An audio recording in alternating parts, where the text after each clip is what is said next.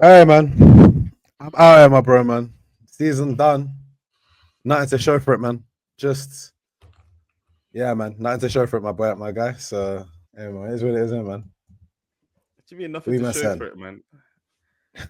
Man like Raya got golden glove, my G. Man What do said. you mean? What do you mean nothing? Don't piss Nothing me to off, show for, please. my young It wasn't collective? even it wasn't even an individual golden glove. I hear it was a joint golden glove. So that's already asterisk things. So we're not even. Take time, bro. Take time. Hey, Connie. Check complete. Let's head over to the bar. Yes. And we're back again with another episode of the VARBAR. I'm your host with the absolute most, 229 episodes long, Drew, aka Rapping Drew. And I'm joined by my distinguished compadres, the distinguished panel, the distinguished gooners, Mace and Toast. How you doing, man? Good. I'm good, my boy. I'm good, man. Back to the drawing board till further notice, man. Hey, you're top of the league now. It's reset, so you're top. Only took him 1 week, you know. No, not even 1 week. The league ended yesterday, 1 day. Yeah. That's the day. Shambolic. But yeah, man. Obviously a lot to unpack, obviously, in this episode. But yeah, man. Obviously, a lot of disappointment, a lot of statements, a lot of confidence earlier on in the year. Fell flat on our asses come May. Yeah, man. Weren't even competitive in business end. That's probably the most painful thing about it all. But yeah, man, it's what it is, isn't it, man? Football. Soccer, man. Mace, man, any words for the season from your side, or do you just echo what Toe says? I'm gonna take out the 20 from your title and just say we go again. That's basically the that's the motive. But we go again. That's it. Go again. Yeah, man. I think for me it's been a good season, man. I think not even if I have to talk about Liverpool or the title race specifically, but just I think the Champions League battle was also pretty interesting as well to see how that all unfolded. We could actually touch on that now, to be honest, because obviously from nearly taking second place of Arsenal, we got Nottingham Forrest 7th, which is crazy work. Like, people were telling me that Nuno Santos Espirito is his name Santos? Nuno Espirito, sorry. Espirito Santos, yeah. Espirito, yeah. He's out here for manager of the season, whatever. And obviously, you know, he's done quite well, to be honest, from where Nottingham Forest were last season and being in the top 4 for most of the season. But this bottle, man, like, let's have it. Is it a bottle? Is it we saw this coming, or because for me it's a bottle? It's not really a bottle. It's not really a bottle, man. Yeah, nah, I don't subscribe to the bottle, and you understand when you see some of my votes in it, man. I don't subscribe to the bottle at all. Let's discuss. Why is it not a bottle? I mean, because you look at the teams. Go ahead, Toast. Good. I mean, obviously, perspective is key in it, man. Like, obviously, Nottingham Forest finished 17th last year. Do you understand? They finished basically only one place above relegation. Do you understand?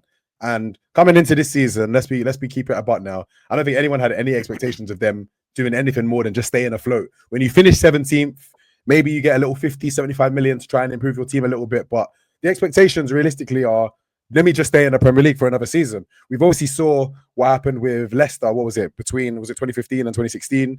The jump that they made, almost got relegated, and then obviously going to end up to winning the league. But that's a once in a blue moon thing. So I want to even go as far as saying the climb that Forest made from season to season, albeit 7th, looks a lot worse than they've looked all year.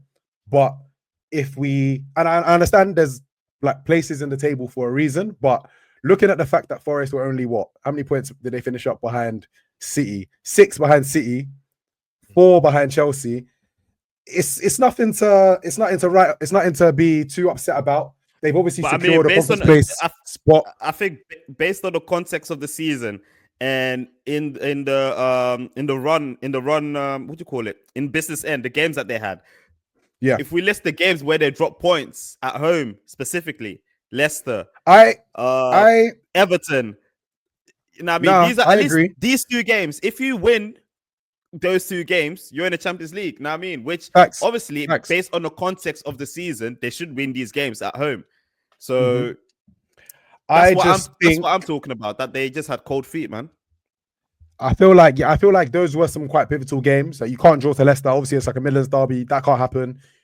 Everton, as we've seen, they went to Newcastle and they, spoiled the party on the final day. Fortunately, it didn't matter too much. So Everton, I don't want to say Everton's like a bad result. And if I'm honest, and if you remember watching that game, Everton were good value for that victory as well. They deserve to win that match. But all that to say that, man, I still personally think that Forest have had an unbelievable season. I think context is also important in the fact that let's look at who they were going up against. Do you understand? A Villa team that got to the Champions League quarter-final, seasoned in the top 4 running from last year. A Chelsea team that are perennially in the Champions League places. Pep's Man City. So in and Newcastle, do you know what I mean? Who have been in the mix for the Champions League the last couple of years. So if this was a season where maybe they were competing with the Brentfords and the Fulhams, and then they dropped the ball in the last couple of weeks, I understand it. But with every kind of passing game and with like in the running, I just felt Forest were they were struggling. When the dust settles.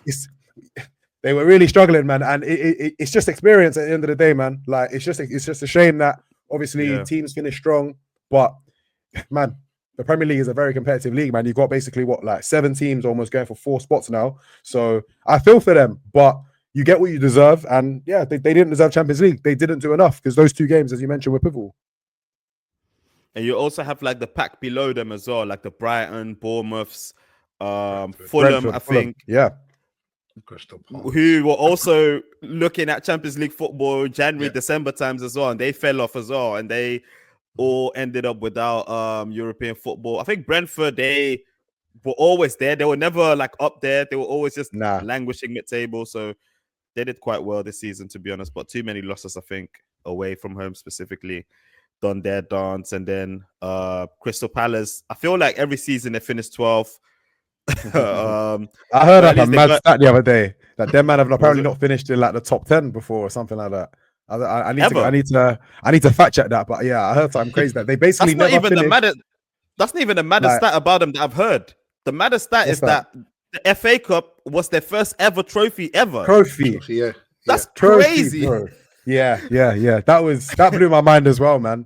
There's teams that are just supporting their club blind, bro. No historics, no trophies, like just nothing, bro. Man. Just the pride of my postcode. It's crazy, bro. So shout out Palace, man, for that first trophy, man. Like for real. For sure, man. Shout out Palace, man. And then you got like the what do you call it, man? The Chukle brothers, United, Spurs, bro.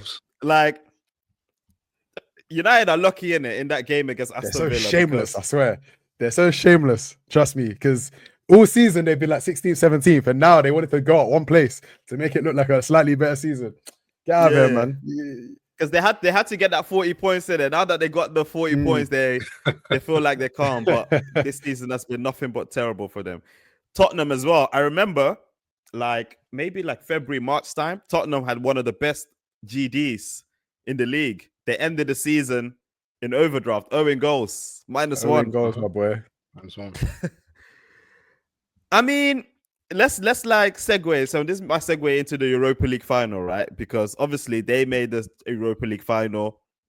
For me, if we cast our mind back to September, they were the 2 favorites in my opinion in terms of we could have foreshadowed their season going like this in the Premier League. So we would have been like, yeah, they should end up in the final, and they did.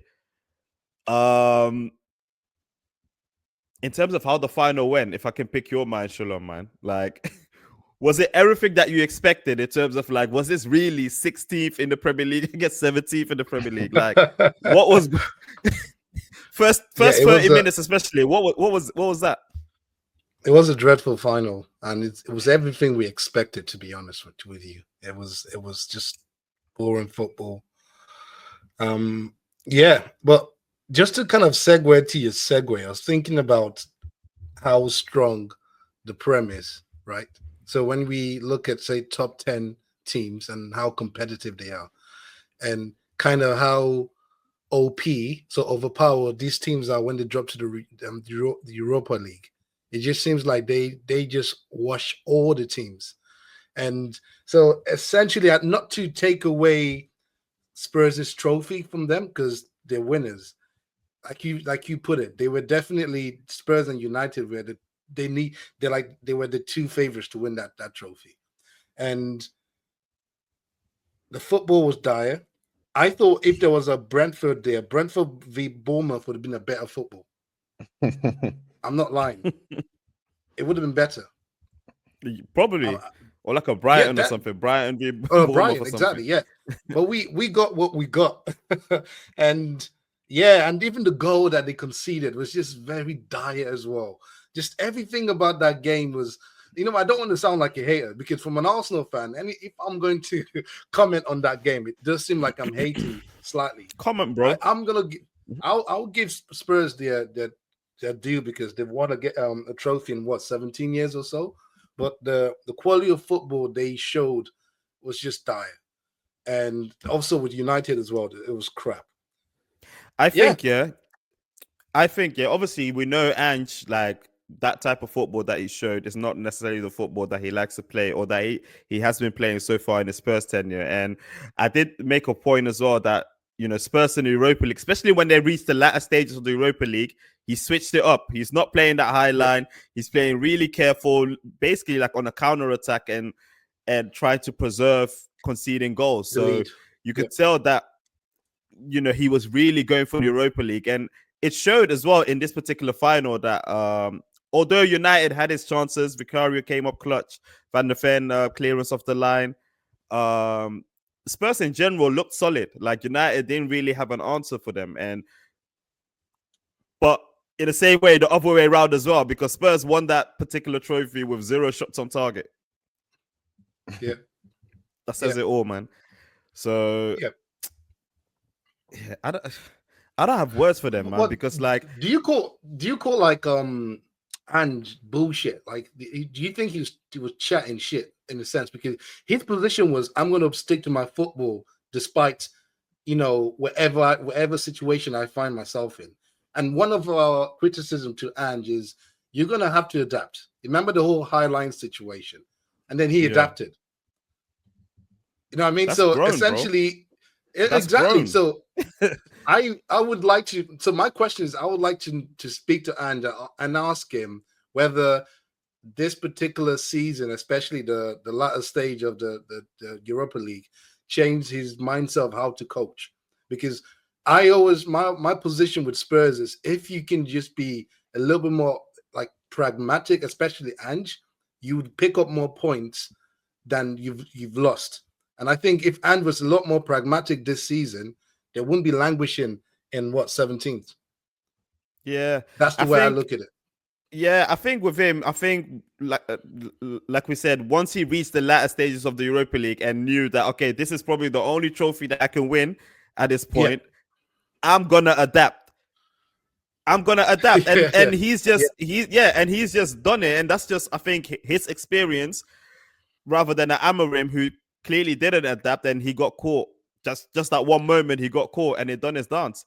Like Hansi Flick, for example, who is experienced, but it's an extreme fool because Inter Milan should have never came back and won that game. You know what I mean? So, yeah, it depends, man. But it's also like the quality of your opponent, right? To be able to, so maybe against United, you probably felt like, yeah, we could do this.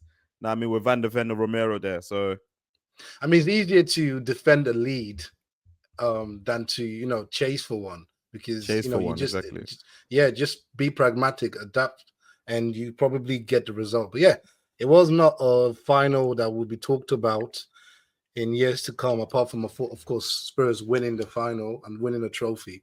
Yeah, that's about it. And to be honest, I felt like it was nice for Spurs or like for another team that doesn't win trophies a lot to win. It was nice to see Spurs fans doing their parade. It was nice to see them happy. Yeah. It was nice to see Ange having that, vindication of, I win a second trophy, which will go down in history, and fair enough that he's done that, man. But I thought like his job would be safe, but apparently like word is that it's not safe at all, and they're still deliberating whether to keep him on or not, which I get. yes or no, but it's still his second season. Give him a third. He brought your trophy. Toast, I don't know what you think, but I think he deserves a third season. Man. Yeah, 2 points really. I'd be surprised if Tottenham keep him on, or I feel as if them keeping him on is just like an accident waiting to happen, in the sense that they're not going to give him much grace at all. If they get off to a slow start in the season, I expect him to be one of the first kind of managers who lose their jobs. Like fair play to him for obviously winning the trophy, and he said it on Match of the Day. They asked him, how do you assess this season? And he was basically like, we've had a great season. Like if you asked any Tottenham fan before the season if you wanted to finish 17th but secure Champions League football and win the Europa, would you have taken it? He was like, every single fan in the Tottenham Hotspur Stadium would have taken it. And he's probably right, to be honest, because I think United and Spurs were in a completely different kind of place going into that game. Do you understand? Like, United really needed that to kind of save their season. Do you know what I mean? To really paper over the league form cracks.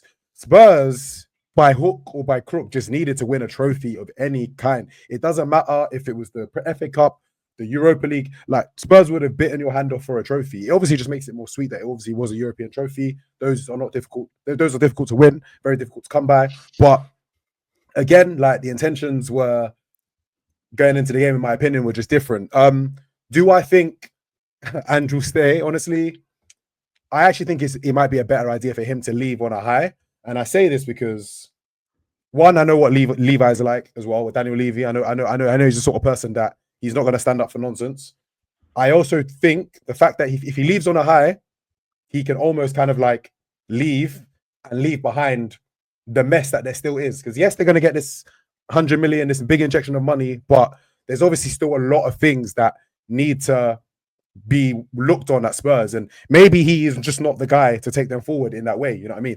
Maybe he was just a rental, the sort of guy that they will not won a cup in 17 years. I'm gonna come in, I'll win cups in my second year, and I stand on it, and I do that, and then move on. Because I personally just don't see a long-term future with Ange and Tottenham, not the way the league season went.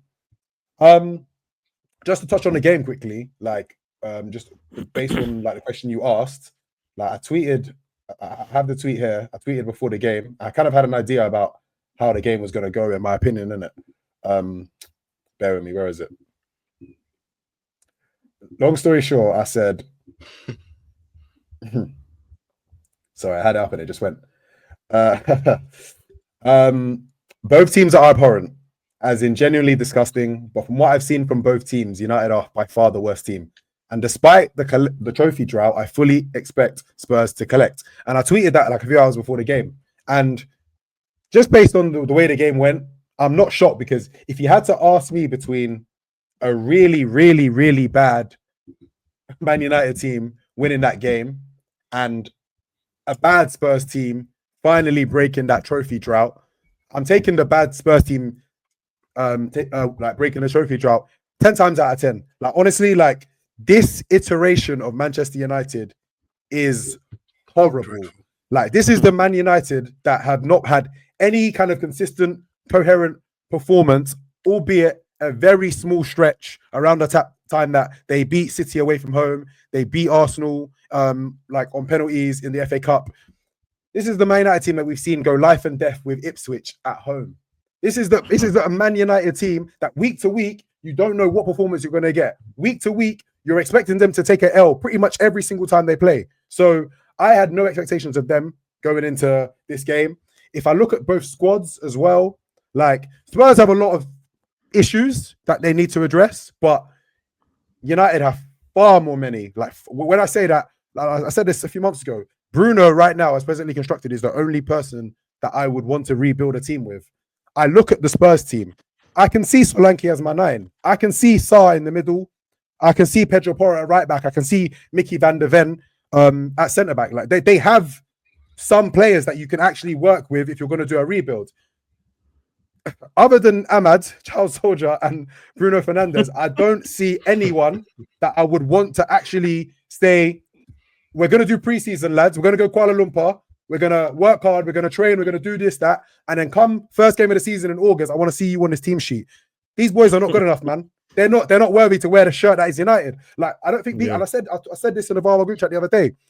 as bad as United have been in this past decade, and I know Liverpool have more league titles. I'm sorry, this is PSG, Real, Barca, Juve, Bayern finishing 16th without a trophy. I don't think people are understanding like how far from grace United are. Like, and yes, fine, they finished 15th, not 16th. It don't make no difference to me. You barely finished above 40 points. Like, for me, wholesale changes needs to be made, man, at United, man. Big problems. Facts, man. Obviously, we'll dive into deeper later on. But then obviously, I think for the majority of the season, in terms of like the actual crown of the Premier League, the top three is still the top three that most people expected, but a different order than most people expected as well. Obviously, Liverpool won the league, obviously with 4 games to spare. They didn't win any game ever since collected the trophy. People been to Ibiza, people been to Dubai, people have just been frassing it up, which is well deserved, of course. Obviously, Arsenal, they secured top 2 only last week, to be honest, but they did it. And then you got Man City, Chelsea, and Newcastle going into the Champions League, Aston Villa in the Europa League, Crystal Palace also in the Europa League, I think, and then Tottenham in 17th, also in the Champions League, which is crazy. So yeah, with that being said, we have done our own awards. Obviously, Salah has been sweeping up the awards this season. Goal scorer, playmaker, football writers he's collected so far. I think Premier League is one as well, that player of the season, I think. And then Gravenberg won Young Player of the Season. And then PFA is still to come. We still need to see what's going to go there. That one is the main one because that one is obviously voted by his fellow colleagues as well. So that will be interesting. Alexander Isak finished on 23 goals, second place. And Erling Haaland, despite people saying he's been shit, 22 goals, man. 2 goals. I said this, Mace. Goals. Don't say I didn't say it. 22 goals, know what I mean?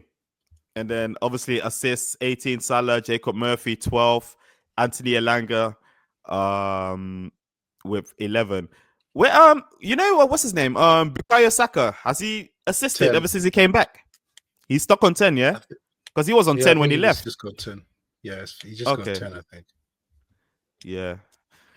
I mean, he's cooking. He needs to come back from that hammy. So let's see. But yeah, man, let's go. Start with our awards. And obviously, we've got to start with the player of the season. I think it's unanimous. But do we all have Mohamed Salah? Yeah. Yep. Yes. Mohamed Salah. Bit of a no-brainer, this one. Obviously, I said earlier in the season that I think sometimes we take the word or the phrase machine-like for granted. Like Salah in the period which won you the league was machine-like. I've never seen somebody have such a big impact on the game from a goal and assist perspective. Like it felt like every other game he was leaving with at least a goal and an assist, just putting up astronomical numbers. I have to wonder how he didn't break the assist record, if I'm completely honest, but obviously I know he tailed off towards the end. But when it mattered most and pre you winning the league, he was just unstoppable, man. So yeah, man, just can't say enough about how well Salah did this season, and yeah, fully deserving of this award, man, and unanimously. Just a little segue, Drew and Toast. When Henry had how many, was it 20 assists that 20, year? 20, yeah. 21, 24 goals, 20 assists. Yeah, that I think 3 or 4 assists came last game of the season. So he didn't assist 2 games prior to that, and then basically just topped it up. So to your point of Salah, it just happens, man. I think it's luck. You just have to have that game where you just assist bare, and then you just top up the numbers. So yeah, it's kind of difficult to hit those numbers because it's just, I think you need an element of luck to get those numbers as well. Yeah, for sure. Of course. But you have to be there, right? You have to be present. You have to be active. You have to be in this position. You have to ask for a ball. You have to make things happen. And that's what Salah does. And I was discussing this, obviously, in our Liverpool chat as well, where Salah's thing is getting downplayed even within the fan base. And I don't get it. Because let me ask you guys a question. Have you guys ever seen... All right, name me players that you know throughout history that have had a 8 to 9 year peak. Peak. Because 8 to 9 year peak. I mean, are we talking about just offensive players or like attackers or offensive players? Oh yeah, offensive players. I mean, obviously, besides the obvious, the obvious two, besides the the obvious two, bro. Yeah. This Donny it's has scored 15 goals since his Roma time up until now. So he hasn't scored less than 15 goals in the league only. I'm not talking all in the league only.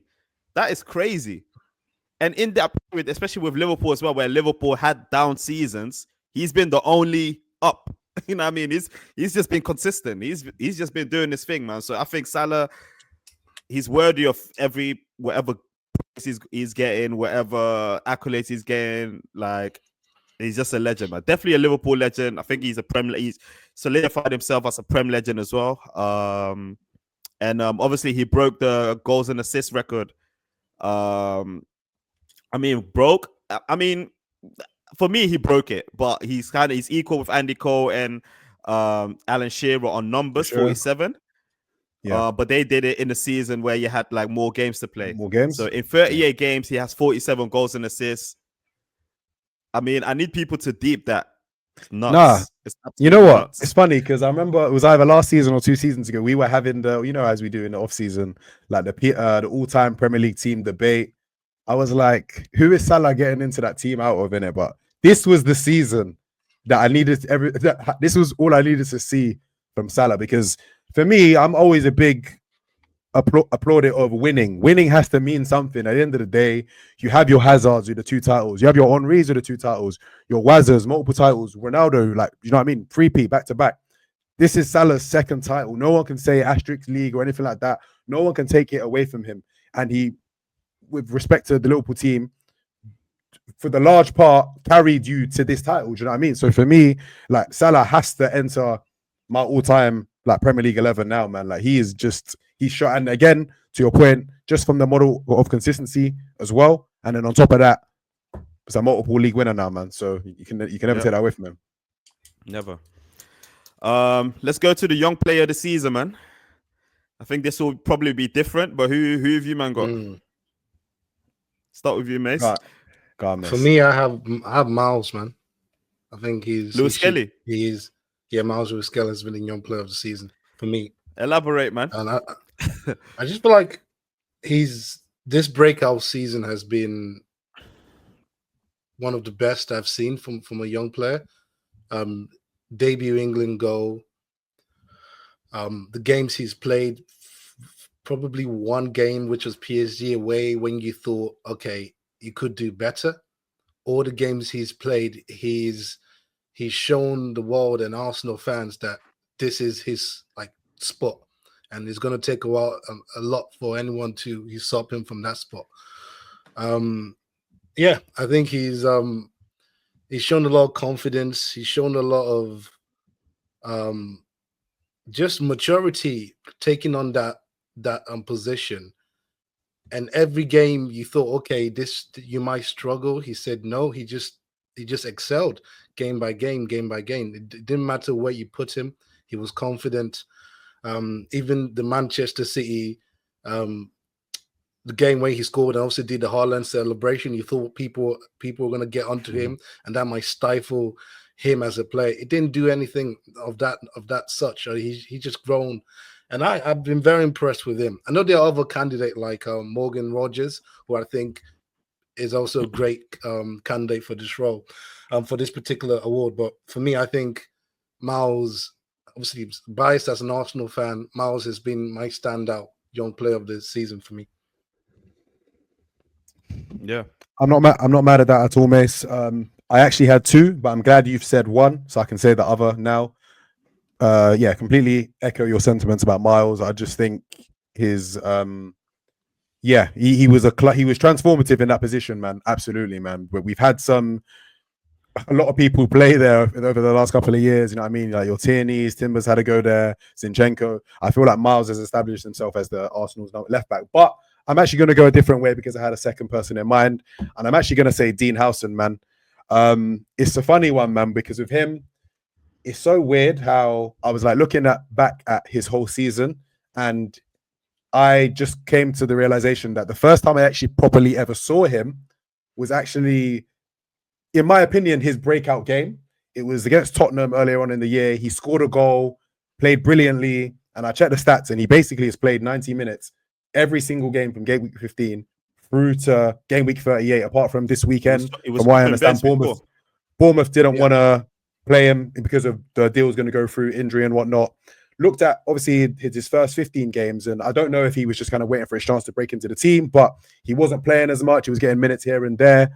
Honestly, I can't say enough about how impressed I've been with him. And it's one of those ones where, obviously, I love the Premier League. You watch Match of the Day and you follow some of the smaller teams, but it's one of those ones where if you look at Bournemouth, like if you had to ask me to pick out Zabani or like Senesi, like by face, like on the street, I probably miss them and I wouldn't even blink, innit? But Dean Howson stood out to me immediately. And I was like, this young cat is a baller. I can actually tell he's a hooper, man. And he's impressed me consistently throughout the season, man, from a defensive perspective.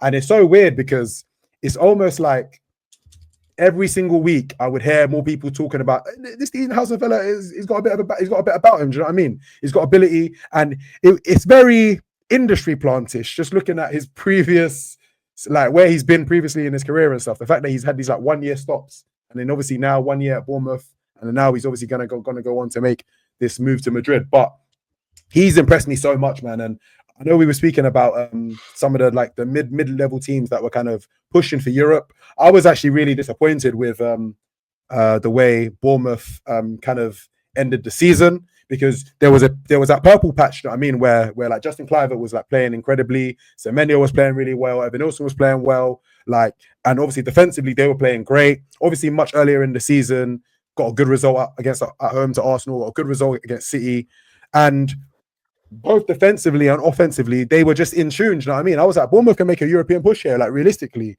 that really kind of like fell apart in the last, like I want to say 10 to 12 games. I don't necessarily know what happened, but I've had a few of their players like Evan Nilsson and Kluivert in my team, in my fantasy team. So I've tried to kind of, keep tabs on them a bit more than I usually would. And yeah, man, it's just not quite come together. But all that to say, I just think Dean Howson, for what is it, 19 or 20 years old, he's been absolutely exceptional, man. And yeah, man, like Madrid, if they can obviously kind of hone and kind of develop him the way he needs to, he should be one of the best centre backs in Europe in a few years, man. 100%. He also sorry, Drew. Like Howson, is that Dutch or German? Because I know he's Spanish. It's Dutch. He's Dutch. So it's one of them. Yeah, Dutch Spanish. Is it Dutch or Dutch Spanish? He's I was Dutch. Gonna say, he's Dutch, but grew up in Spain. Spain, yeah. Because when you see his name and you say, "What, Dutch?" Like that's a Dutch name for Spain. What's going on here? That threw me off. I'd like to know kind of how. Like, did he live in Spain, but his mother's or father's Dutch? Nah, it's mom and dad both emigrated basically to Spain. His dad was a footballer as well, apparently, but right. Yeah, they moved to Spain. He was born. I think he was born in Netherlands, but then they moved to Spain when he was young, and he's basically grew up there. So as far as he's concerned, he's just like a Dutch immigrant in Spain, basically. I see. Yeah. So. Yeah, to you both, great shouts, man. Obviously, Lewis Skelly for me.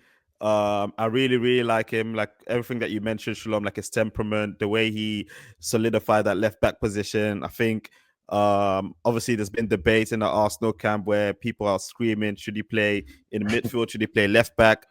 You guys should keep him at left back. You're saving yourself a lot of coins, and there's other Donnies in midfield that you can buy in it. So yeah, Lewis Skelly's a big shout. Dean Howson, you might know how much I've been praising this guy for a very, very long time.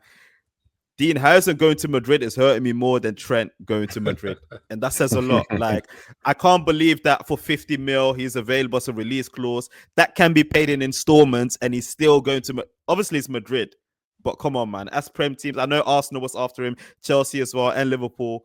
Be serious, man. Like, what are we doing? Listen, when I saw people report that his dad pushed for it when Madrid were interested, I'm like, this guy's gone. yeah. This guy's gone. It's gone, bro. I don't think we're actually deep in that. Like, fucking, they signed him for what, like 15 million, I think.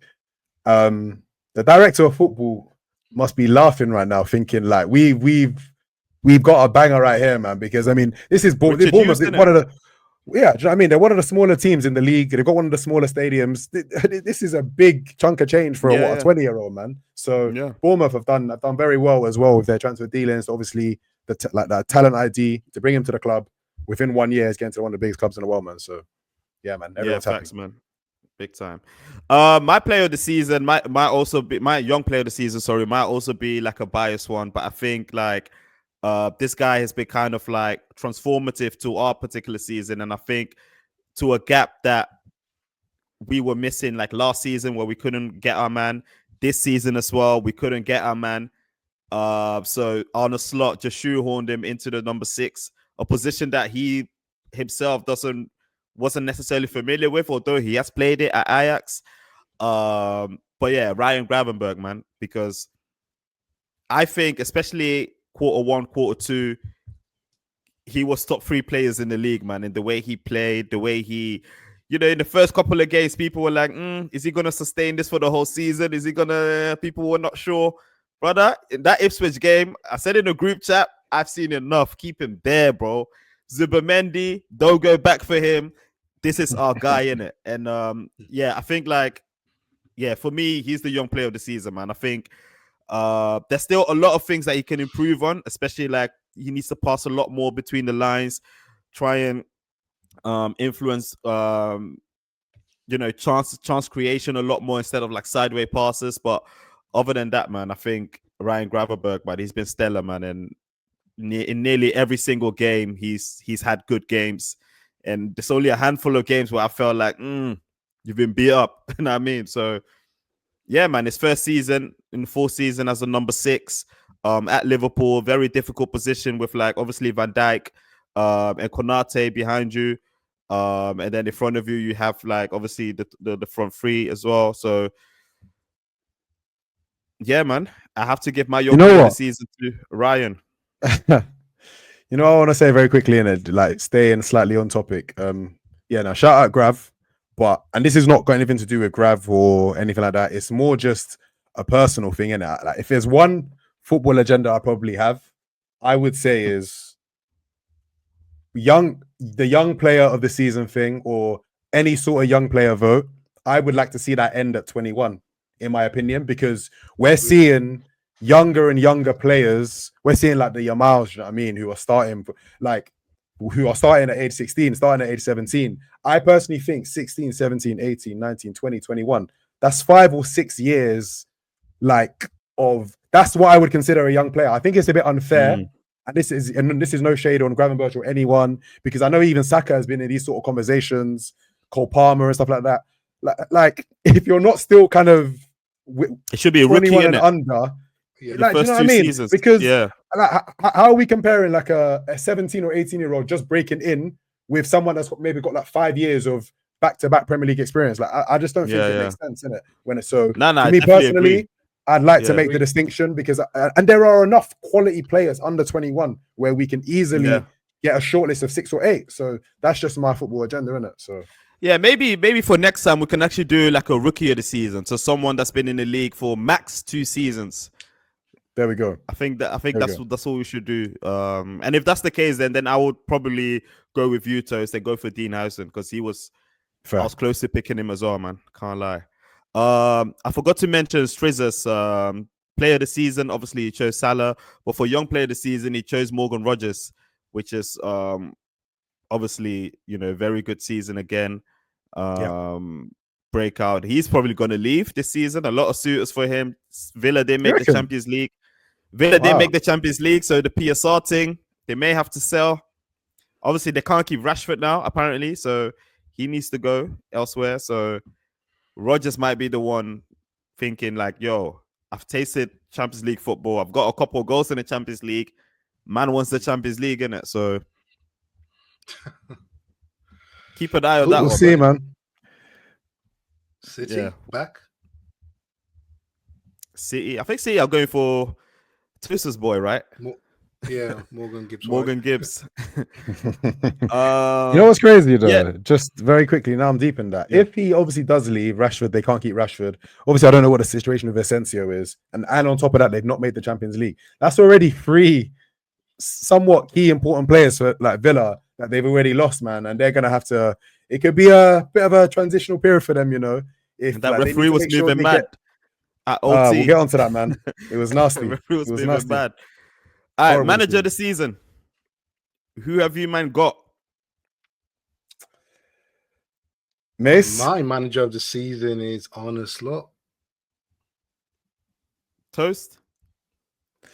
Nuno Espirito Santo, man. I'm standing on it, my brother. All right, wait, hold on. Then let's go, because me, Mace, and Strizza, we got the same. Arne Slot. Mace, man. Take it away, man. Why is he your manager of the season? It's clear as day. His first season in the league, he changed. We were expecting, for me at least, I was expecting him to take time before he clocks the league. But from day one, and I saw this, especially the preseason against Arsenal, just how Liverpool were playing and the intensity they were showing, and just how it just felt like, okay, no, technically Klopp, it felt like Klopp hasn't left, but the intensity was showing, the way he was just had Liverpool playing. And of course, like, Liverpool go on to win the league. And I think for me, you have to give this guy props, because apart from Jose, who else is coming to the league first season? So Jose, we're thinking Jose Conte, Arne Slot, Ancelotti, Pellegrini. So he, and I think so he's like 4-5. Yeah, there's that's just elite managers, right? So for me, that he's in a good stead with good elite managers, and it's difficult to win the season. And what he's done for this Liverpool team and how he's managed to win it. I know Liverpool went essentially, they didn't finish out the season in the most amazing way, but the fact he's the winner, you have to give it to him. Like anyone who wins the league as a manager, you give it to them, because it's difficult to win the league. We're not talking Pep. We're not talking Pep, who won the league 4 times. This is a manager that came to the league in his first season and won it. For me, I think that's it. Enough said. He's the manager of the season for me. Well said, man. Well said. Toast, man. Nuno. Why is Nuno your manager of the season?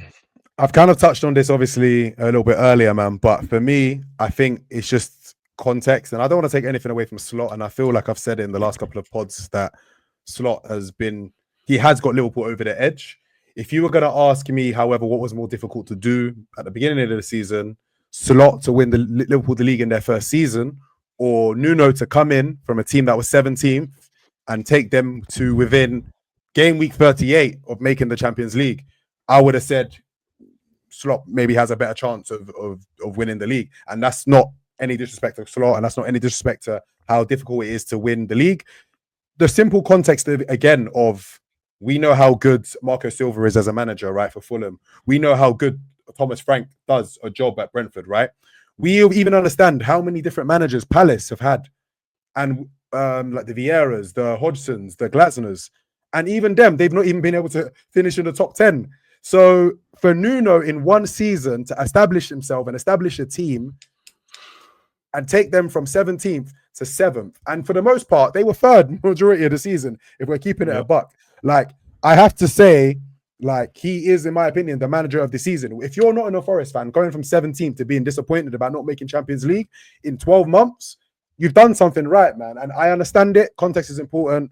The way the season ended, they were kind of dropping the ball a little bit. The defensive consistency that I was seeing, I was no longer kind of seeing. Mistakes were being made, points were being dropped. But like, Forest were for the majority of the season, they were exceptional, man. Like, genuinely, like that partnership of Milenkovic and Murillo, albeit they were dropping clangers towards the end of the season, like Nico Williams and Aina at right back, Elliot Anderson, unbelievable signing. Obviously, can't say enough about my boy MGW. And Chris Woods, I have to give him his flowers, because he's such a basic striker from New Zealand, bro. No sauce, no real like crazy tech. He ain't gonna score from 25 yards, 20 league goals. Talk to him nice, do you understand? So working with what he had, man, I can't not give it to Nuno, man. I think it's just been an unbelievable story for Forest.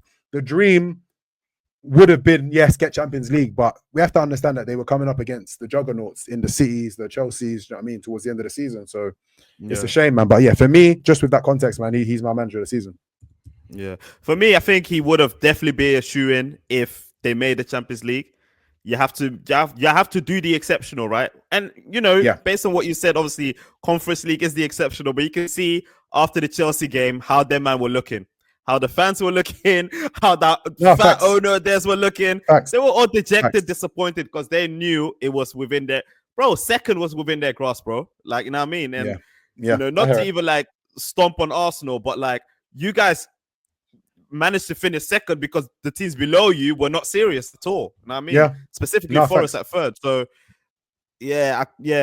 Shout out Nuno, but you didn't get it over the line, man. Unsung Manager of the season. I think this will be different. Unsung manager, or is this not unsung player? No, I did both unsung manager and player. I swear. Well, I'll do player anyway because I thought I'll do player as well. But we I can do thought it manager. Was, me and Finn got manager then. So, but we can come up with an unsung manager. I think. Yeah, I mean, wait, you guys did what we have. We did okay, unsung manager. For me, I'll go with I'll go with Crystal Palace manager. Yeah, Ole Glasner. I've got him as well. Ole Glasner, yeah, I think. I mean, there's a few. There's a few for me that I can. There was a few for me. I actually had Mikel Arteta on my list as well. Mikel Arteta. The reason being context of the season, because everything that you guys are calling out, injuries, red cards, blah blah blah, all those excuses, you know, it's excuses at the end of the day. However, he still managed to finish second, reach semi-finals of the Champions League, which for me at the same time, I feel like still you had like a very good base of your best players available, because otherwise that wouldn't have happened, right? But at the same time, I do feel like Mikel Arteta, for what he has done, for what he has to go through, losing his best player for 3 months, losing strikers, not getting the backing from the board in January, and still managed to keep the club afloat and making sure they finish in a respectable position. I was thinking of Mikel Arteta, but the reason why I went with Ole Glasner is because of, y'all know how Crystal Palace started the season, man. They were poor. Ole Glasner's head was getting chopped. And I think, like, I don't know where the turn was for them, but somewhere in November, December, they just figured it out tactically. Mateta started firing, Sarr started firing, Eze started finding his feet again, and they went on a run, and they ended up, you know, getting 51 points, 30 wins, and winning the FA Cup as well, which is huge for them, their first ever trophy. And for a manager to win a first ever anything, for a club like Crystal Palace, for me, it has to be an unsung hero, man. And Ole Glasner, he's low-key a tactical, you know, so he's won the Europa League with Eintracht Frankfurt before this as well, so he's not a stranger to winning trophies. So, you know what? For me, he's definitely the unsung hero. In my opinion, he had the second best quote this season, innit? Like, obviously, after the league game against Pep, he said, if we meet again, you can't play in the system because we will solve it. And the way they played in that cup final was just beautiful. Like that counter-attacking goal, the way they defended, got a bit of luck, obviously, the Henderson handball. But credit to him, innit, man. He stood on business, similar to Ange, innit, man, and said, brother, if I see you again, it's smoky hours, you know what I mean? And so they are a very annoying team, man. The way they sit 100%, back, camp, 100%. But when they get out with Munoz, Sarr, bro, and Crazy, they got the second midfielders in Will Hughes and Eze as well. Yeah, it's long. And then Strizza had David Moyes as his unsung manager, obviously for obvious reasons. Everton were in the gutter, I think relegation zone on the what was that manager? What was that Donny's name? The Burnley manager, Sean Dyche, yeah. And then he dragged them out of it, man, and even above Spurs and United. So yeah, definitely shout out Moyes, man. Unsung player of the season. For me, Toast has touched upon it. Sorry, Toast. Just because you touched upon it, I'll be very quick. Chris Wood for me, man. I think he's been unsung because, as Toast has touched on it, like you don't expect Chris Wood to be getting 20 goals in the Premier League, and for me that is, I mean, say they get a point or 3 points and they make Champions League, that would have exacerbated Forest season, to obviously positively exacerbated it. But if you strip everything away, I doubt Chris Wood gets another 20 goals next season. But what he's done for their run it's honestly, it's crazy to me. And slightly I'm a bit annoyed because if we got this Chris Wood last season, we would have won the league, Arsenal. But it's fine. It is what it is. It is what it is. So he's my because the chances he missed last season, crazy. But this season he brings everything together. And did you see the two chances he missed against Chelsea yesterday? Yeah, I saw that. And they were unearthing tweets about him because apparently he's a Chelsea fan. They're saying he was scamming, really? Boy. Apparently he's a Chelsea fan. So yeah. But regardless of all that, man, for me he's my unsung hero of the season because just what he's done, the feat he's managed to achieve this season. He's my nominated unsung hero of the season. Yeah, that's a fair one. That's a good one. Who have you got, Toast? Man, I've been struggling a lot today, man. So I'm gonna have to do another double act. I'm gonna give it to my francophone, but not francophone brothers, Brian and Bumo and Johan Vissa. This double act, one hailing from Cameroon, one hailing from Congo.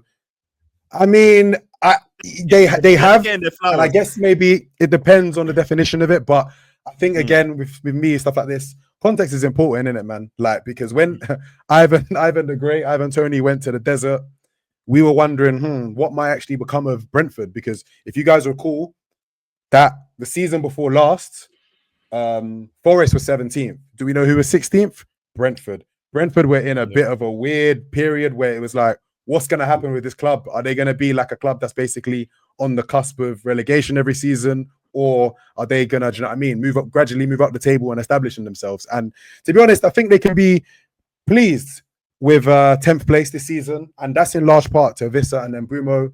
20 league goals is nothing to sniff at 25 years old, playing predominantly from the right wing. 19 league goals is nothing to sniff at from a guy who's only been in the Premier League for a few years, age 28. I think that's 39. That's 39 goals, lads. So not even goals and assists. If we now add the goals and assists, I'm sure it'll be in excess of 50. I don't have the numbers, but Boomer has been very good from the assist perspective. So, like, gotta give them a lot of credit, man. In my opinion, like them, and then obviously kind of like Damsgaard in the 10. They've been just pivotal, in Brentford winning games. And I know they kind of tailed off a little bit, like they tailed off, and then they picked it back up again towards the end of the season. But like for the most part, Brentford went through a period where I think they had the most goals at home, and they had the best home record in the league for, I want to say, the first couple of months of the season. So that was in, again, large part to this double act, man. And again, to have two players on your roster almost have 20 Premier League goals each is crazy, man. So for me, they had to be my unsung heroes, innit, man? Had to shout them out. Yeah, that's a good one. Although I don't think they're unsung, but yeah, they've definitely been moving brazy this season. Strizza, he had Moises Caicedo, who's been kind of going under the radar. This Chelsea, obviously last season, Tosh, you had a lot to say about him. Obviously they were comparing him to your 100 mil boy, the battle of the 100 millions. I will get to him. Don't worry. Obviously, I stood on business on Moises because I know what I've seen. I know when that Sky Sports News banner came and Liverpool placed that bid and they got accepted on Moises. I know how the joy, Shalom was there, the joy in my blood. I was in Shalom's living room praising. You know what I mean? Moises Caicedo is a player, man. And I definitely agree with Strizza there, man. I think he's not necessarily been really getting exploited. And that's maybe because obviously Chelsea's been in and out. And obviously when they want to play Chelsea players, it's just that one drop rule, Donny Cole Palmer over there. And sometimes at Enzo. Nowadays, I'm seeing they want to big up Levi Colwell all of a sudden again. Know what I mean? But obviously, Moises Caicedo, man, he's been an ever-present for them, and he's been solid. I think he leads the league, or he leads the league with like, what do you call it? like What's no, that? ball Recoveries or recoveries. what's that? Yeah, ball Recoveries, recoveries. Sorry, and just his usual speed, man. But not only that, man, he can play ball as well. He's not just like, you know what I mean?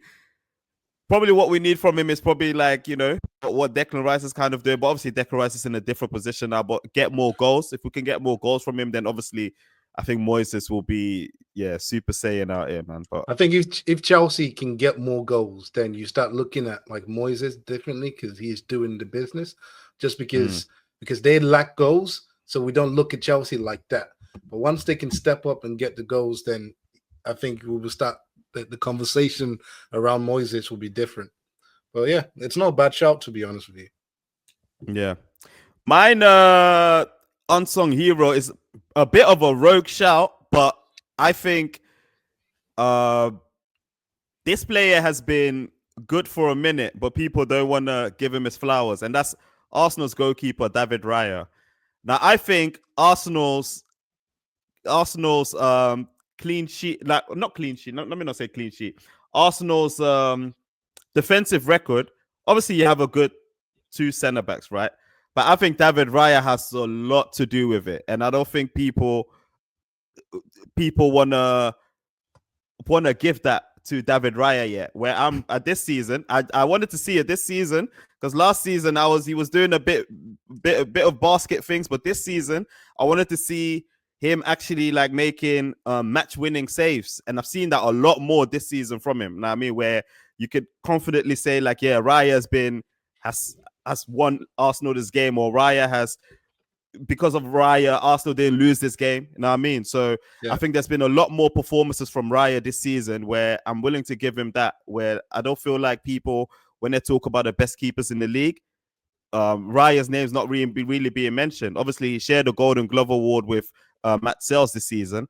I'm hearing a lot of noise about Matt Sells, but I'm not hearing a lot of noise about David Raya. You know what I mean? And obviously, Matt Sells' goalmouth gets peppered a lot more. That's why, obviously, he has to make a lot more saves. But David Raya has made some key saves this season, man, and in almost every big game. I'm not talking about the Brighton, but I'm talking about the big games, the Liverpool, the PSG, Chelsea, City, whatever. He's made big saves in all those games where he's won you guys points, man. So for me, he's definitely my unsung hero of the season, man, because I think without him this season, you probably would have lost a few more points for sure. Surprising, man. Yeah, surprising because I wouldn't say he's unsung. I think it's definitely sung. I mean, he is probably. I don't think across the board. Well, for Arsenal fans, I think he's obviously for Arsenal fans, player of the season. Yeah, yeah. I think if you see like the type, like you pointed out, for me, my best save this season is the Atalanta one, where he makes that save and then the rebound, the double save. Yeah, that penalty, that double save. Yeah. See, we lose that game, we'll probably come fourth in the Champions League, or fourth or fifth. That he saves us points there. Of course, he's made various other great saves, but for me, I think it's definitely some. But if you think it's outside Arsenal, then I'll take. Nah, I think I don't hear noise about David Raya. Maybe inside Arsenal, obviously, you guys rate him. That's your goalkeeper, of course. But like, I think outside, when they talk about goalkeepers, they don't talk about David Raya. They talk about the Nottingham Forrest on, or they talk about obviously Alisson. But David Raya's name is not really being mentioned like that. That's why I feel like he's unsung. He deserves a lot more praise. Raya's a funny one. We probably don't need to get in it, but get into it too deep. But I don't know, man. I think he's a good goalkeeper. I just don't think he's a great goalkeeper. Like, there are still times where I'm like, could we upgrade this position? And would that give us the couple of extra points we need to, to kind of really compete for a league? And my honest answer probably is yes. Like, Liverpool, really? When you signed Alisson, you probably said after one season, I've seen enough. This is my goalie for the next decade. Bro, like, we came from Mignolet, Karius. I understand. I understand. But I also think there's levels to the goalkeeping thing in it, and I'm just not sure if I've seen enough from Raya to say he's like someone at Alisson level, or if he'll ever get there. That's just my thing in it. So but the problem, Toast, is like, I think the reason why that happens is Raya is like a ball playing goalie, and I don't think Alisson is to that level. And because he's a ball-playing goalie, he's prone to make those mistakes that we see. If Raya is the type of keeper that just launches it when it comes or goes long, then we don't get to see those issues or those errors. Yeah. And then we'll be like, okay, cool. Facts. He doesn't make those errors. But because he takes risk, unnecessary risk, in my opinion. Yep, I agree. That's where you get to see those silly error. But in terms of and I don't really judge goalkeepers like that neither, to be honest. The way I judge goalkeepers is he collecting dubs for me, or is he saving me from an L? And David Raya has definitely done that for you guys this season, Champions League and in the league. So for me, this season, like I said, it showed me a different level to him where I'm not calling him great or whatever, but I'm just saying like he's definitely like, you know, one of the top goalies in the league now. Like you can say that for sure now. And I don't think people want to give it like yourself, Toast. You don't really want to give him that yet, when really he's shown he's been that guy for you guys. Especially comparing to like Ramsdale. It's day and night. Honestly, man, I actually think there's a real I actually hate Ramsdale, bro. Like I remember it was Southampton Arsenal this weekend. And I saw Rice and him talking in the tunnel, and just the sight of him pissed me off, bro. He's one of the few people in football I just don't fuck with at all, bro. Like, let's move on. At all. Yeah. Let's move on, man. Surprise team of the season. I'm again just gonna lead this one off. Obviously, I've said it. I've already been singing their praises, and I won't kind of badger on about the same points. The only points I will make, again, Nottingham Forrest, shout out Nottingham Forrest, is looking at the PFA list. If you don't want to give Nuno credit, or you don't want you want to say that Forrest bottled it, fine. But from the young player and the player of the year nominees, Forrest had 3 candidates, and I believe, correct me if I'm wrong, that's the most out of any team. They obviously had Morgan Gibbs-White, they had Chris Wood, and obviously young player Anthony Elanga. And I think that says everything, really, man. Like this is a team that no one expected a lot out of, and they've ended up with 3 PFA nominations. And agendas aside, you can't take away a PFA nomination, because that everyone is looking at those 8 players. It's Premier League, not PFA. Premier League. Sorry, Premier League. My bad. Sorry, Premier League player of the season. Yeah, nominee. Yeah, for sure. Definitely one of the surprise teams. I think Strizza got Nottingham Forest as well. Mace, have you got Nottingham Forest? Yep. You got Nottingham Forest as well. I was gonna go with Nottingham Forest, but I felt like that was gonna be the boring answer, man. So I went for Bournemouth actually, and obviously you mentioned it before, Toast. That purple patch that they had was purple patching, where people were thinking, "Yo, can Bournemouth in that 10,000 seater get them reach the Champions League?" And even they were believing it. You know what I mean? So for me, I think the way Bournemouth played in that particular period as well, and some of their players have stepped up, Clivert, Semenyo, obviously Dean Harrison, and his colleague, his centre back. People sleep. What's his name again? People sleep on him because he's decent as well. You know, you got Milos Kerkez, Sabania. Yeah, I think he's good as well, man. Yeah. So yeah, I think Bournemouth has surprised me, man. And obviously they beat Arsenal home and away, right? Yep. Exactly. Yes. So on a double. Yep. Done a double on you guys, and yeah, we found it hard to beat them as well. So yeah, man, they've been my surprise team. But Forest obviously takes the cake on that one. Flop of the season. So what I meant with flop of the season can be a team, can be a player.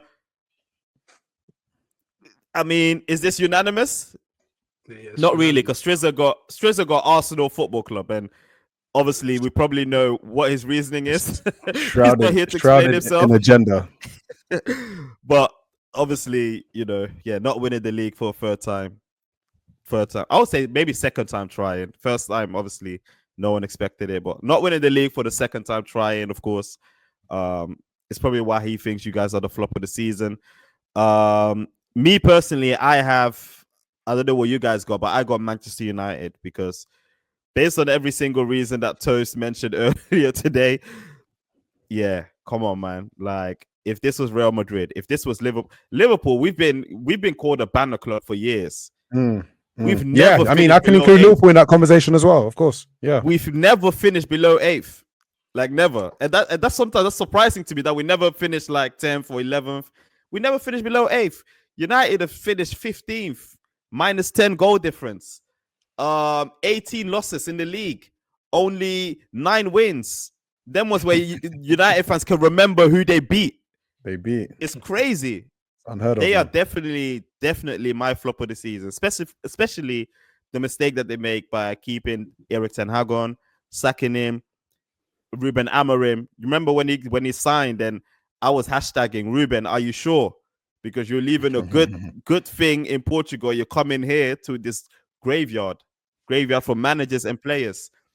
So, you know, you can put Spurs in there as well, but they got the Europa League trophy. They are in the Champions League. The league is being reset. They're calm. Now, I mean, United, we don't know where they go from here. People are even speculating it could get even worse than 15th.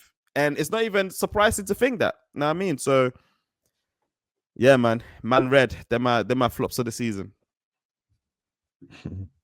Mace?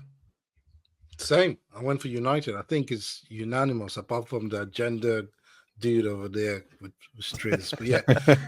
Hey, everyone has their opinion, Mace, man. Free it. Fair. That's fine. I respect it. Well, I respect it, not really.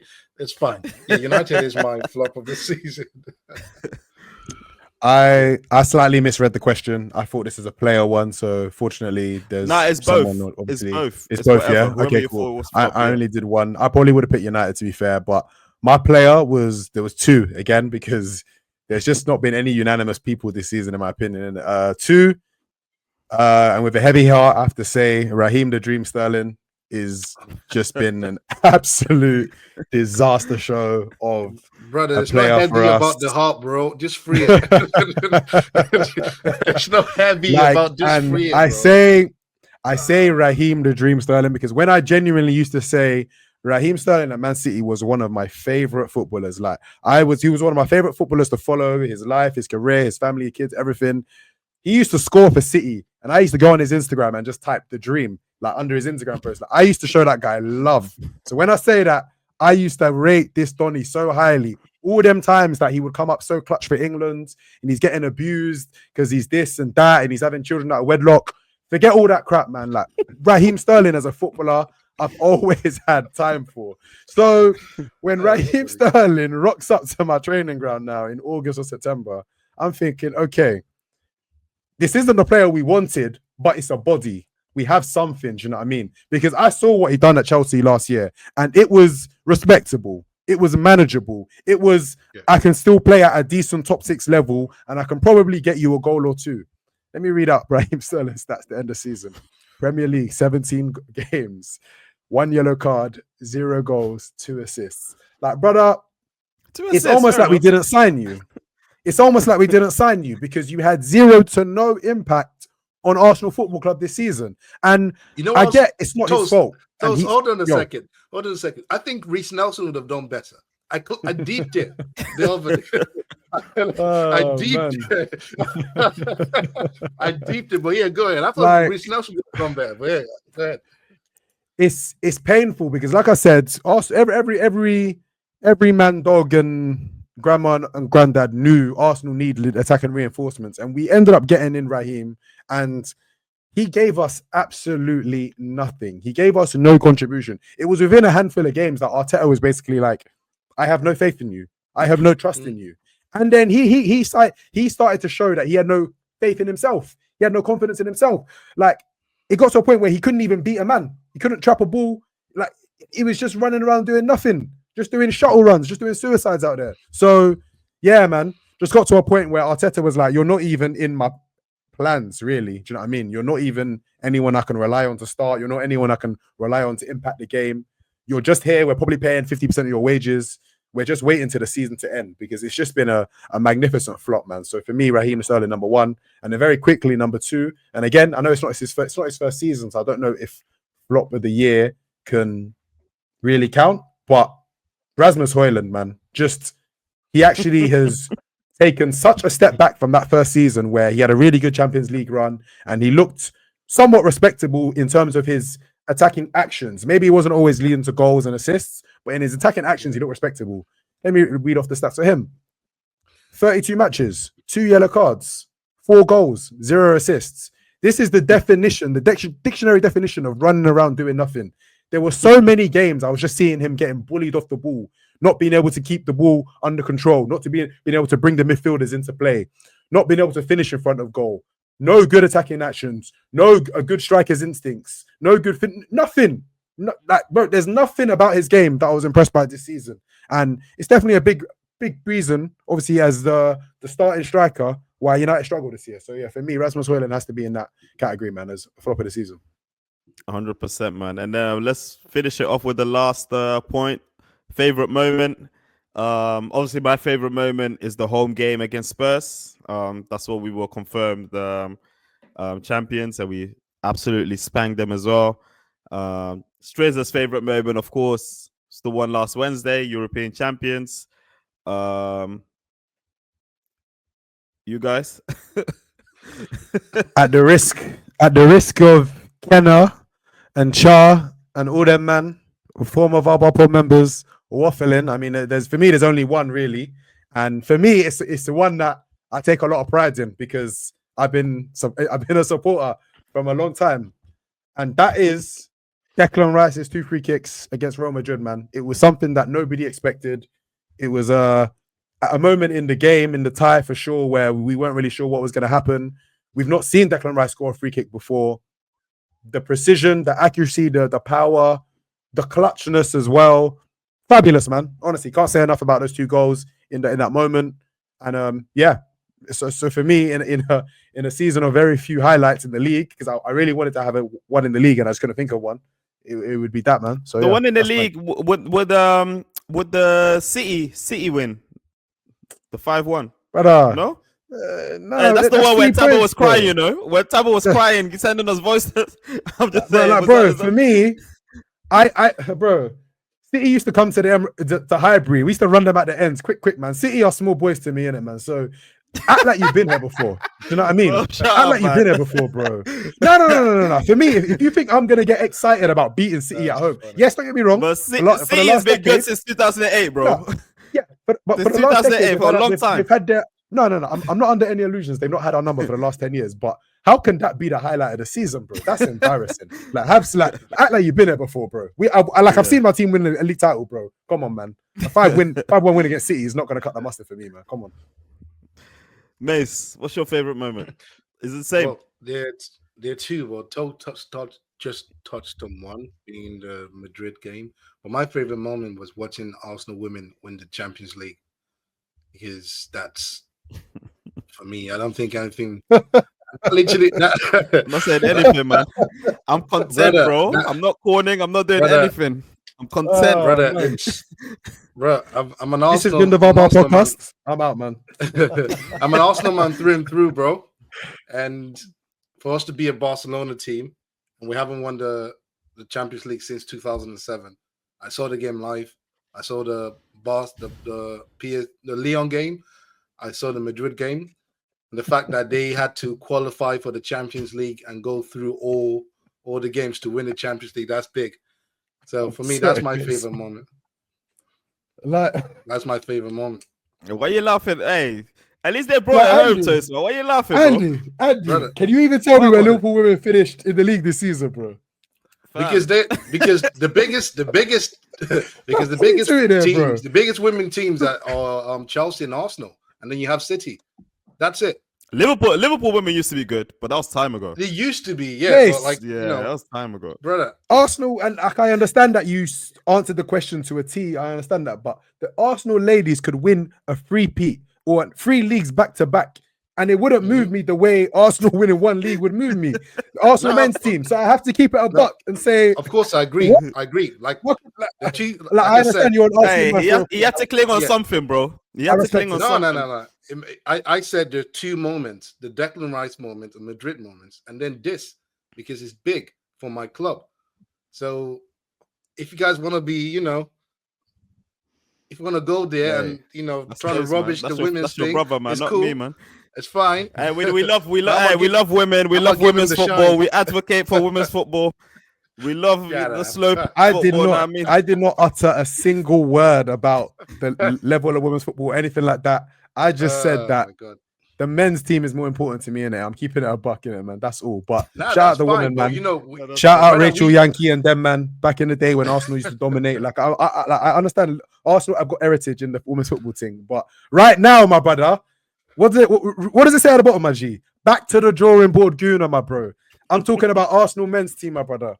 So, brother, yeah, if man. you want to run agenda, man, like what's the name? Rennie Sleggers, Jan came and won a trophy. Arteta, 5 years, no need trophies. So you know what that means, Mace. Get you a Dutch manager. Get yourself a Dutch manager. You're good, man. Yeah. All right, let's go quickly, man. Team of the season. 4-3-3, 11 names. Goalkeeper, who you got? Raya. I've got who I said that's about Unsung. I've got David Raya. Matt Sells for me. Matt Sells for what's his name as well? Strizza. 2-2. Left back. All right. With much For me, regret because he's going to Liverpool. Milos Kerkez, man. Yeah, I've gone Robinson just based on his assists this season. He's the highest assisting defender. So I've gone onto Robinson. Robinson has been good. He's been good. That's a good shout. Strizza got Guardiola, which he needs to show his working out with that one. But all I've seen him is anything bad. Anything bad has happened with City, Guardiola's involved. 2 centre backs. Who have you got? VVD and Saliba for me. Saliba. So I've got VVD and Gabriel. Yeah, I mean, okay, fair enough. At least Saliba for me lasted the season. I would have put Gabriel if he didn't get injured, but he can chuck either one. I'm happy to go with Gabby. What have you? I know you asked. I know you asked for 4-3-3, but for some reason I left out my second centre back, so I've actually just moved one midfielder, one striker back to midfield, and added an attacker. So I've got 3-4-3. But obviously, Big Verge is my one centre back. Sorry about that. Big Verge, obviously instrumental. Strizza got VVD and Milenkovic. Yeah. Milenkovic is an interesting one. I like him, but I don't think he's top 2. But a lot of people think he is, but I didn't think so. The tail off between him and Marilla was crazy, man. It was crazy. I think the thing with me is, like, I don't know if I've just been spoiled. I wouldn't call it spoiled, but just watching my team and the way we play and the difficulty in how my team plays. If I see a low block or a mid block, I'm not moved. So if you're a centre back and you play in a low block or mid block, fam, you can't chat to those Donnies that do it in a high, like a high. Know what I mean? That's why I will always pick the open pitches. Yeah, bro. I would always pick the centre backs that have hella space behind them and that have to, know what I mean, do the work, man. So that's why for me, Gabriel VVD it's light work, to be honest. You know, right. Just before, I'm so sorry. Just before we move on, just want to say something very quickly. I was just looking at obviously like stats on this season, and do you guys know who made the most passes in the Premier League this season? If you had to guess, 2 players. Most passes. 1 and 2. Defender, most passes. It'll be defenders. Van Dijk, centre back. Van Dijk was number 1, and who was number 2? Saliba or bang on, Saliba. man. So even though Saliba's defensive season wasn't the best, we know what Van Dijk brings to Liverpool, the way he dictates play from the back. It's good to see Saliba still up there, but I need to see him. I need to see more for him to, like, do you know what I mean, to get to that Van Dijk spot, man. But that was interesting to see in it, man. Just thought I'd say that. Was that most completed passes? Yeah, most completed passes. Sorry, one and 2. Van Dijk and Saliba. Yeah, calm. Right back. Strizza got Timber. You got Timber as well. Who have you got, Toast? There may have been some recency bias in this one, but I went for Daniel Munoz. I obviously just kind of liked how offensive he was up that right wing. Obviously, got the assist in a FA Cup winning goal. And yeah, just the balance that he provides. Palace, because obviously Mitchell is more of the defensive, rugged one, and then Munoz is like the free-flowing one, like up their wings. So yeah, man, Daniel Munoz for me. For sure. I got Ola Aina, man. I think, especially quarter 1, quarter 2, Ola Aina was definitely the best in the league, man, right back wise, man. And extremely instrumental. I always thought Ola Aina was a good player, even when he had those moves in Italy at Torino. I thought he was always solid, even in a Nigerian shirt as well, man. Ever since he made his Nigeria debut as well. Very cold player, man. technically Apart from that cup astute. final, boy, Yeah, I think where he was mashed him up. getting mashed up from pillar to post, man. But yeah, we digress. Yeah, Do you he has reckon, those. like- He has those type of performances in him. Do you reckon What's that? those, like, for example, Aina, I had the same thought as you, but when he played against us, I was like, nah. Does that kind of, do players lose a point when they don't perform against you, your team? Because they do for me. Sometimes, yeah. Yeah, I understand Especially what you mean. these type of players. Yeah, I get it. Yeah. But you have to look at, I think with these kind of things, you have to look at the other games and what he contributes and the other big games as well. I remember against City as well, he was brilliant. And I think against us at Anfield, when they beat us, he was good as well. Like, he was cold. So, yeah, man. Ola Aina for me. Let's go to our three midfielders then. DM. Ryan Goes Grab. without saying, man. Yeah, I got Grav as well. I Who got you Grav. Toast? I got Grav. Yep, the leap from year 1 to year 2, crazy. Ain't seen anything like it for a while, man. So much respect. I think. All right, cool. Let's mention our midfield three. So I got Gravenberg, McTen, and Bruno Fernandes. Strizza got Caicedo, Rice, and Gravenberg. Who you man got? I got Declan, Gravenberg, McTen. And because I messed up my tactic, and I brought one midfielder back, I got Morgan Rogers, Gravenberch, Declan Rice, MGW, man. Come on. To be honest, yeah, Morgan Gibbs had a good season. Not gonna at you there. Okay, front three. Who've we got? I think we probably should pick itself. Have really. the same. I think it picks itself. Do we? I've got Salah, Isak, and Mbuemo. There you Bang go. on, man. Bang on, man. Oh, you've all got that as well? Spot on. Yep. Spot on. Strizza got that as well, man. Yeah, man. Unanimous. That was the season, man. Season 24-25, guys. Oh my God, guys. Any lasting feels? Any shots? Any shots for this season? We got some shots, my boy. Yes, I got some shots, and I'm getting right for the head top. I wish you and Ken. I wish Ken's was here as well, man. Chat to me, Andy, because it's been a debate for the last couple of seasons. Morgan Gibbs White versus Curtis Jones, isn't it? One of them is getting Player of the Season EA Sports nominees, and the other, I'm seeing him spitting in Central C songs on Twitter in at the parade. One of them is like an aspiring rapper, and the next man is about to get handed the keys at Etihad's, innit? So talk to me, innit? Talk to me about CJ and talk to me about MGW, bro. Do you see the vision now? Because I've been saying it for 2-3 seasons, bro. Come like 2012 Bitcoin. I done told man about you. Morgan. That's my guy right there, man. Shout out him, man. Great season, man. On to bigger and better things. I'm content, man. I don't argue anymore, man. Right. My shot, since we've done with that, my shot is a better one. I'm sure Toast will have the same shot for me. He will probably go down as the worst Arsenal player ever to pick up that shirt.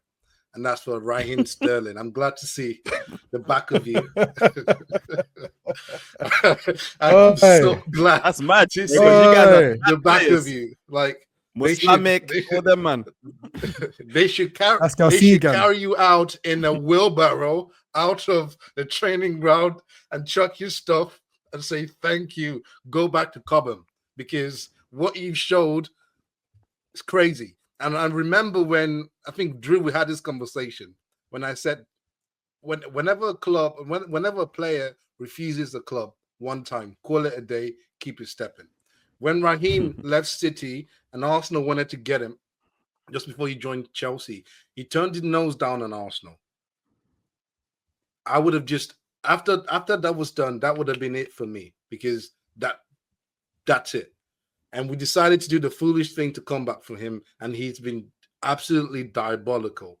So my shot goes to Raheem, because he's a great player, but unfortunately for me, he's probably the worst I've seen in an Arsenal shirt.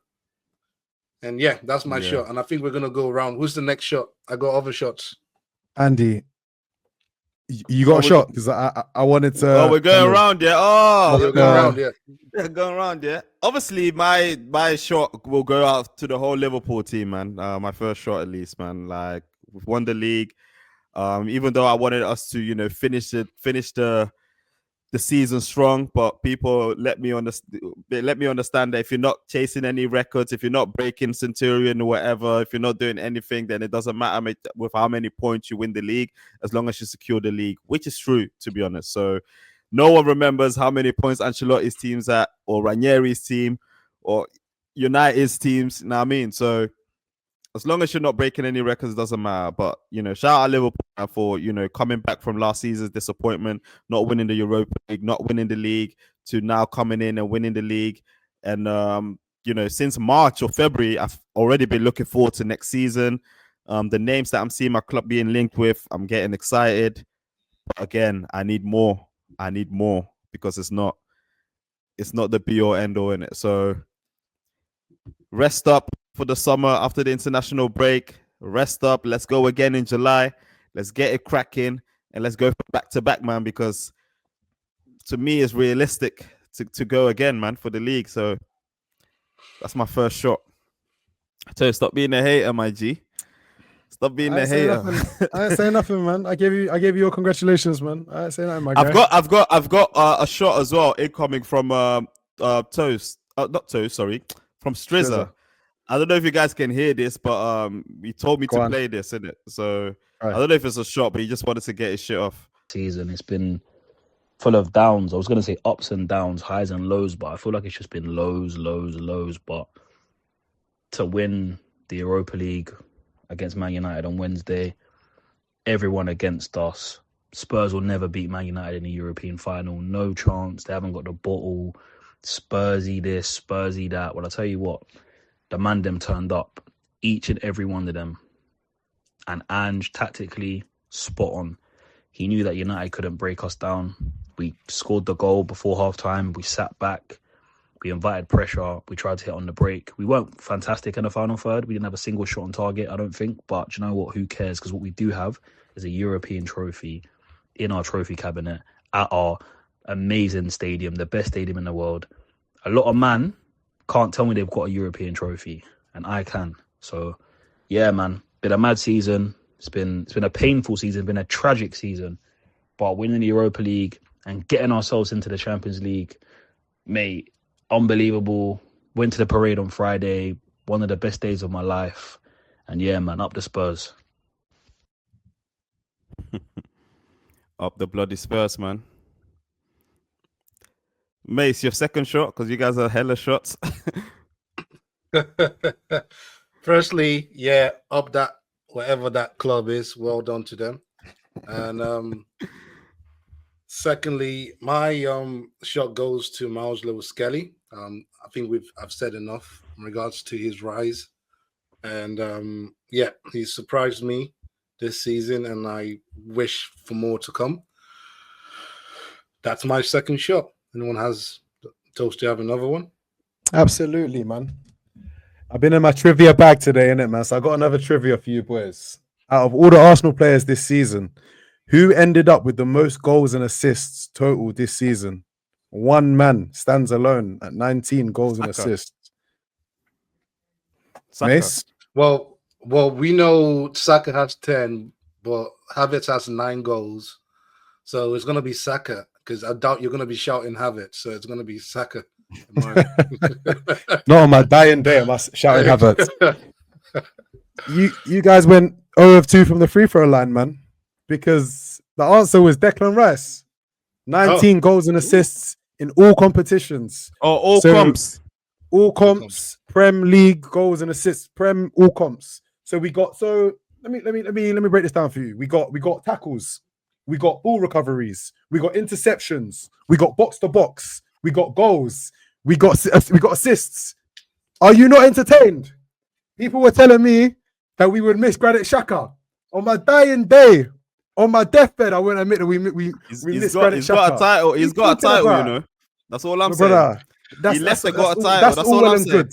That's all well and good, but that's all I'm put saying. Respect on Declan Rice's name, because I remember a couple of months ago we had this conversation and you were like, what is Rice doing? And it was almost as if Rice heard you, because since then he's been by far our player of the season since then. And he's been instrumental in all competitions. For Declan Rice from the 8th position, and I understand that we've had injuries, but for him to have the most goals and assists, that's secondary to his game. It's not even the most important part of his game. That's an unbelievable season. I'm sorry, it is. So yeah. Our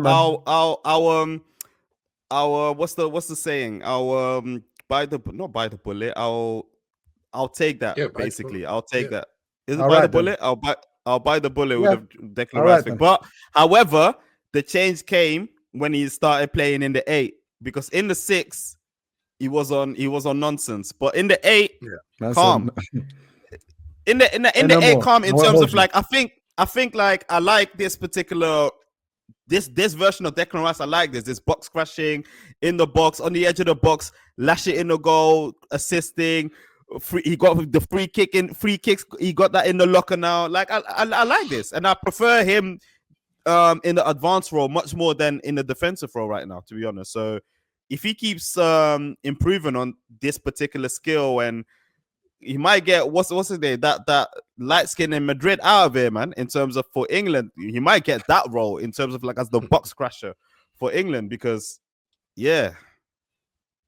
he's doing the exact same things that they're saying Jude is doing. And all right, man. Just letting the streets know, man. Nothing to be sniffed at those numbers, man, from that position. So, well, take your small winnings, gents. Those were the shots. This was the VARBAR pod. This was season 24-25. We will, of course, be back next season. This summer, we'll go on a little break, but of course, we'll have some small content for you guys to come up. So please be on the lookout for that. My name is Andrew, aka Rapping Drew.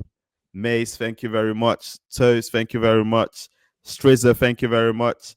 If you haven't already, check the Champions Edition, Champions episode 228. Now, I mean, those are for the winners only, those that collect things. Watch it. If you're a Liverpool fan, see how we get on, see how we talk about our club, see how we, experience this season. Now, I mean, I wanted to get the Arsenal fans involved as well, but they weren't on it, which is understandable, but we might do it. We might do a Liverpool versus Arsenal episode very soon. And then, man, keep liking, keep subscribing. I'm your host with the absolute most, Andrew, aka Rapping Drew. Peace.